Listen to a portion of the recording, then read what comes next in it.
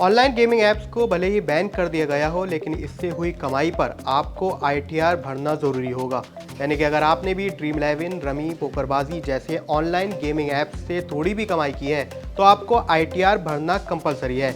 Income tax rule 12BA के अनुसार अगर टीडीएस या टीसीएस पूरे साल में 25,000 से ज़्यादा है तो आपको आईटीआर भरना कंपलसरी होगा।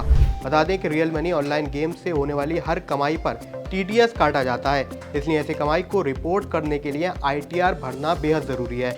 आईटीआर में ऑनलाइन गेमिंग के लिए अलग से कॉलम भी दिया जाता है जिसमें आप नेगेटिव वैल्यू नहीं डाल सकते, यानी कि सिर्फ जीती हुई रकम पर ही ये टैक्स दिया जाता है। वहीं इनकम टैक्स एक्ट 1961 के सेक्शन 115BJ के तहत ऑनलाइन रियल मनी गेमिंग से होने वाली कमाई पर 30% का फ्लैट टैक्स लगाया जाता है। ये रकम आपकी जीती हुई कमाई पर ऐप के द्वारा पहले ही काट ली जाती है।